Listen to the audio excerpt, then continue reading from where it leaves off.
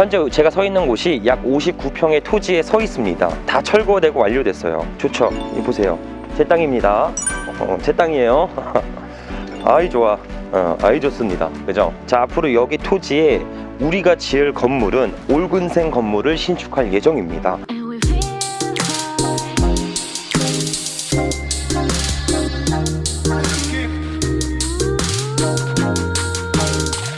자, 반갑습니다. 대장 김성준입니다. 오늘은 제가 직접 30년 이상 된 근린주택 경매물건을 낙찰받은 이력이 있습니다. 그때 낙찰받은 경매물건의 소재지는 서울 서초구이며 물건 종별은 근린주택이었죠.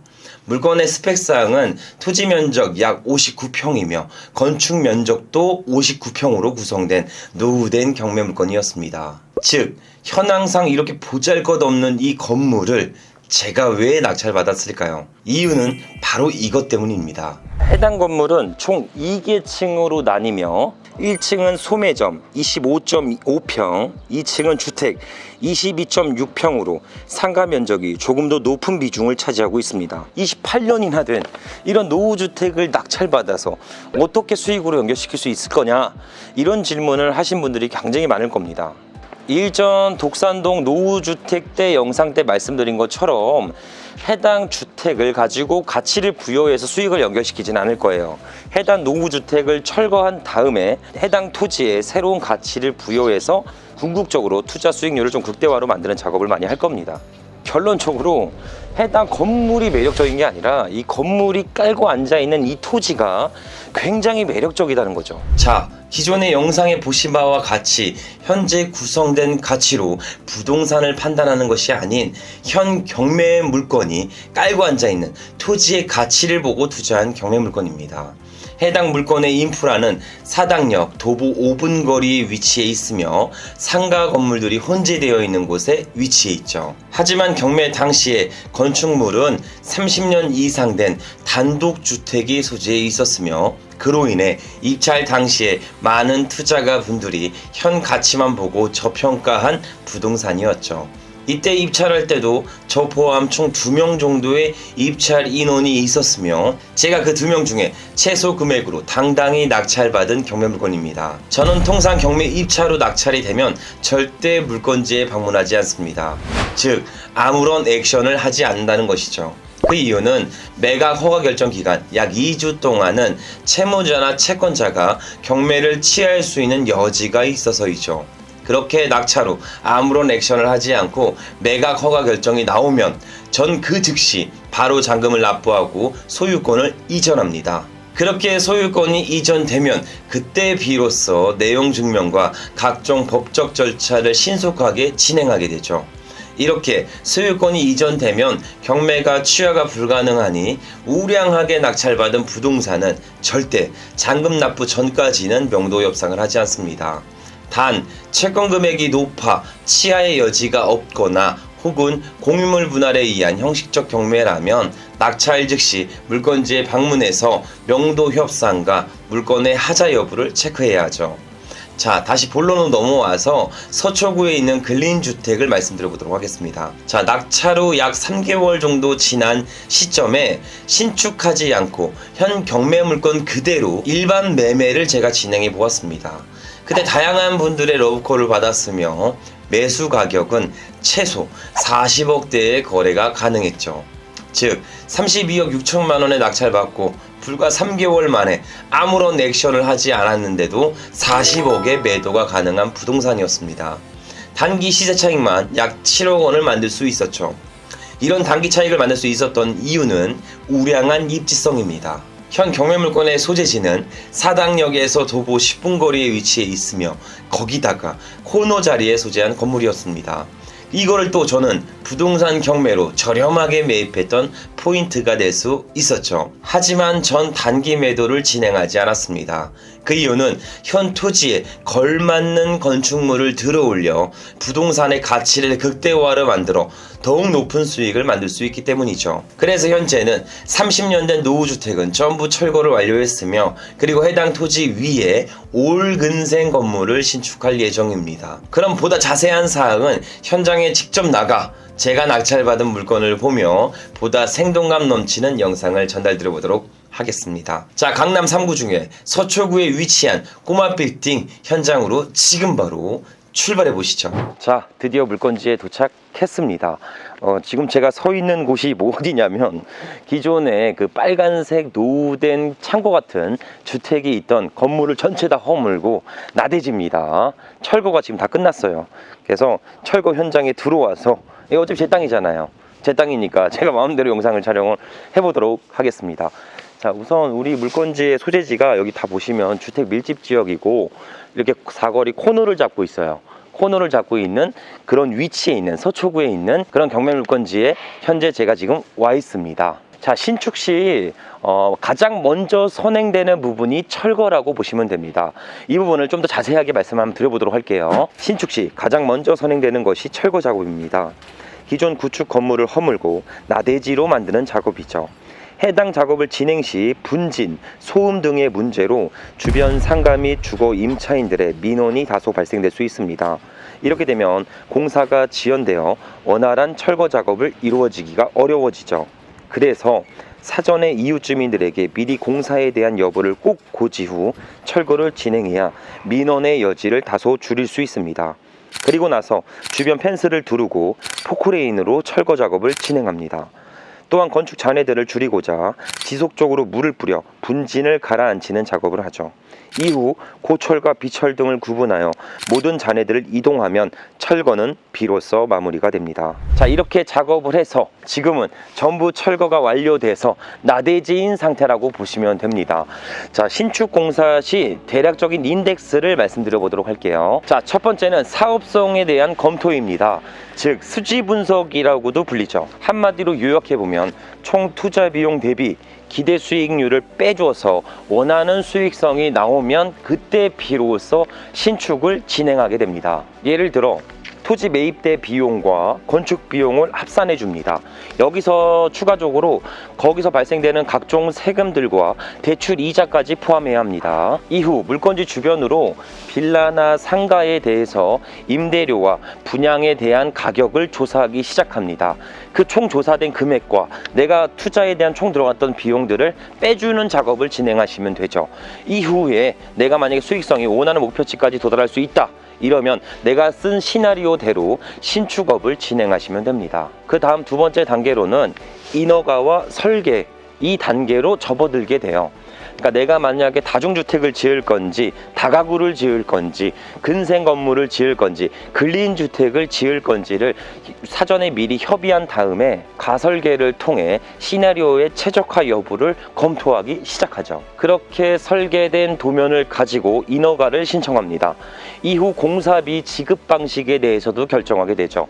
이때는 이행보증보험 가입을 필수적으로 진행하셔야 합니다. 대략적인 공사 기간과 금액을 선정 후 금융사들을 초이스해서 건축자금 대출을 받을 수 있게끔 준비를 하셔야 돼요. 그럼 세 번째가 본격적인 건축 작업을 진행하는 단계입니다. 이렇게 펜스를 두르고 착공을 시작하며 안전시설을 설치하기 시작합니다. 이후 시공사가 골조 공사를 진행하게 되죠.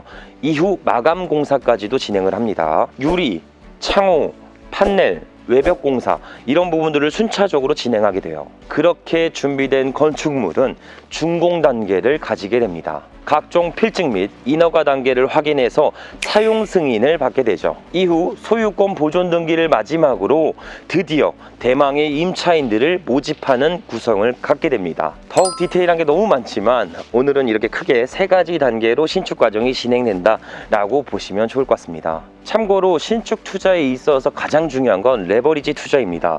토지 매입 때부터 약 80% 선에서 담보대출을 받아서 해당 신축의 프로젝트를 진행하게 됩니다. 단 주택을 최초에 매입할 때는 담보대출이 다소 지장을 줄 수는 있지만 철거하고 나대지 상태로 만든다면 담보대출은 또다시 가능할 수 있으니까 이 점은 감안하셔서 사업성의 여부를 판단하셔야 합니다. 이후 건축자금 대출로 넘어가게 되죠. 제가 이 해당 프로젝트를 진행하면서 수익성이 얼마가 나온다, 분양가 대비 총 투자 비용이 이 정도 나오니까 예상 수익률이 이 정도 된다 라는 수지 분석표를 금융사에게 전달합니다. 그럼 금융사가 그 수지 분석표를 보고 타당성의 여부가 있다면 건축자금 총 비용의 약 80%의 대출이 실행되게 되죠. 그럼 나머지 20%는 시행사와 잘 조율을 해서 준공이 끝나면 그때 지급하는 방식이나 혹은 임대차 구성이 완료됐을 때 시점에 지급하는 방식으로 잘 조율해 나가면서 내 자기 자본 비율을 최소화하는 목적으로 신축 투자를 진행하게 되죠. 한마디로 해당 프로젝트에 있어서 약 20에서 30% 정도만 비율을 보유하고 있어도 신축 디벨롭은 누구나 가능할 수 있습니다. 자, 오늘 내용은 경매가 주된 내용이 아니라 신축에 대한 내용을 말씀드려서 다소 재미없을 수 있을 것 같아요. 근데 부동산 가치 상승의 끝인 부동산 개발업을 배움으로써 이 기술력을 가지고 평생 돈을 벌 수 있는 힘을 얻을 수 있습니다. 그러니 너무 먼 이야기다 이렇게 생각하지 마시고요. 해당 기술력을 지금서부터 미리 공부해서 꼭 나도 부동산 생산자가 되겠다, 나도 부동산을 개발업을 통해 1년에 한두 건만 개발을 해도 내가 원하는 목표 수익률을 최대치로 끌어올릴 수가 있으니까 꼭 배워놓겠다, 이런 생각으로 보셨으면 좋겠습니다. 그러고 보니까 제가 신축 얘기만 좀 드렸지 우리 건물에 대해서 사업 수익성의 여부를 말씀드린 적이 없는 것 같아요. 그래서 한번 그 내용에 대해서 좀 자세하게 말씀드려 볼게요. 현재 제가 서 있는 곳이 약 59평의 토지에 서 있습니다. 다 철거되고 완료됐어요. 좋죠? 이 보세요. 제 땅입니다. 제 땅이에요. 아이 좋아.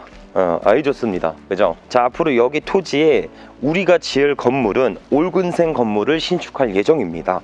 그래서 그 부분에 대해서 도면을 보면서 간략하게 설명드려 보도록 할게요. 해당 지역은 2종 일반 주거지역으로 용적률 200%를 적용받습니다. 토지 면적 59평으로 용적률 200%를 적용하면 120평을 신축할 수 있죠. 여기다가 지하 한 개층을 추가로 구성할 예정입니다. 지층은 용적률이 적용되지 않아 바닥 면적을 전체적으로 활용할 수 있죠. 약 50평을 추가로 건축할 예정이니 그럼 최소 170평의 건축물을 들어올 수 있게 됩니다. 층수는 지층 포함 총 6층으로 건축할 예정입니다. 자, 보다 현실감 있는 도면을 보여드리면서 말씀드려 볼게요. 예시 도면은 총 6층짜리 건축물이며 추후 완공 시의 모습입니다. 그리고 건축물에 임차인이 들어왔을 때 3D 도면입니다. 자, 이렇게 보니 어떤 건물이 어떻게 올려지는지 알 수 있겠죠? 자, 도면을 보니까 보다 이해하시기가 쉽죠? 그런 식의 건축물이 지금 들어올릴 예정지입니다. 간략하게 수익률 분석도 한번 말씀드려 볼게요. 최초 매입대, 토지 매입대가 약 33억 정도 지출을 진행했습니다. 그리고 해당 건축물을 하는데 건축 자금 비용은 도급으로 계약했고요. 평당 약 500만 원 선에서 결정이 진행됐습니다. 그러면은 총 건축 비용이 약 8억 정도가 지출이 되죠. 현재 여기는 지층이 파져 있지 않는데요. 우리가 건축할 때는 추후에 지하 1계층도 건축할 예정입니다. 지층을 팔 때는 기존 건축 비용 대비 약 2배에서 3배 정도 추가적으로 비용이 소요됩니다. 그 이유는 안반 제거, 터파기, 흙막 시공 이런 까다로운 절차가 있기 때문입니다. 그럼 총 건축 비용은 약 12억 정도가 들어갈 예정입니다.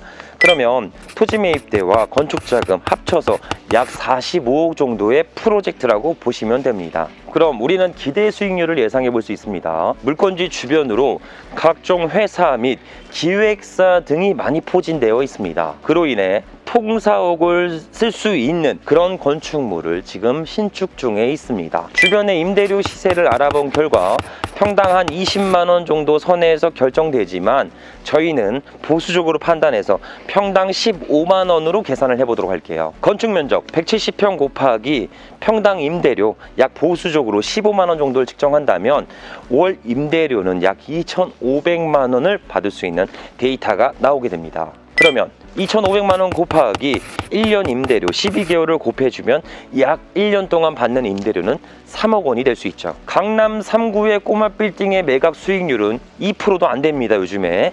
근데 저희는 좀 보수적으로 판단해서 약 3%대만 매각을 한다고 해도 약 100억 원 이상의 가치를 만들 수 있는 그런 프로젝트가 될 수 있다고 보시면 됩니다. 자, 제가 지금 말씀드린 게 무엇이냐면 현재 토지가 쓰고 있는 이 건축물의 가치만 바라보지 말고 해당 토지에 걸맞는 옷을 입혀줬을 때 얼마나 가치를 올릴 수 있겠냐, 향후 미래에 대해서 어느 정도의 수익률을 예상할 수 있겠냐, 이렇게 볼 수 있는 통찰력을 기르셔야 합니다. 그래야 보다 높은 수익률을 예상할 수 있고 보다 깊이 있는 경매 투자를 진행할 수 있게 됩니다. 자, 추후에 해당 건축물이 전체적으로 올라왔을 때 다시 한번 소개를 해드리도록 하겠습니다. 자, 그럼 선택하세요. 해당 토지에 걸맞는 옷을 입혀서 50억의 기대 수익을 얻을지, 혹은 해당 부동산의 가치만 보고, 현재 가치만 보고 1차원적인 경매를 진행할지. 자, 우리 대장TV 시청자 모든 분들이 부동산 투자의 정점에 있는 디벨롭 기술을 습득해서 보다 깊이 있고 보다 높은 수익률을 만들 수 있는 경매 투자를 진행하셨으면 좋겠습니다. 자, 요즘에 잘못 알고 계신 사실이 있습니다. 부동산의 가치 상승은 해당 부동산을 낙찰받아 이색적인 사업을 통해 수익을 만드는 것이다, 혹은 무인 창업을 통해 수익을 만들어가는 것이다, 이렇게 예상할 수 있습니다. 자, 전부 잘못된 상식입니다. 이것은 부동산의 가치 상승이 아닌 비즈니스, 사업을 한다는 거예요. 근데 이 사업이라는 것이 이 사업 아이템을 가지고 수년간 노력했던 다양한 분들과 경쟁을 구도를 만들어야 되기 때문에 사실상 다소 많은 경험과 이해력이 부족하다면 사업, 비즈니스로 성공하기는 다소 어려울 수 있습니다. 부동산의 가치 상승은 인테리어, 토목공사, 각종 인허가, 성토, 아니면 뭐 상가 쪼개기나 맹지 탈출, 이런 부동산의 형질을 변경해서 얻는 가치가 부동산의 가치 상승을 올린다, 이렇게 이해하시면 됩니다. 거기다가 좀 더 넘어가면 신축 및 건물 리모델링 단계로 넘어가면서 더욱 높은 수익을 만들어 가죠. 이것이 진정한 부동산의 가치 상승이며 부동산 생산자가 되어서 보다 높은 수익률을 만들게 됩니다. 부동산의 가치 상승 능력은 한 번만 제대로 배워놓으면 평생 돈을 벌 수 있는 기술력을 습득할 수 있게 됩니다. 하지만 그 시작은 아주 작은 단계부터 시작한다는 거 꼭 잊지 않으셨으면 좋겠습니다. 그 시작과 끝에 제가 함께 하면서 든든한 지원군이 되어드리도록 하겠습니다. 자, 오늘도 긴 영상 시청해주셔서 감사드리며 앞으로 보다 양질의 영상으로 보답드리도록 하겠습니다. 감사합니다.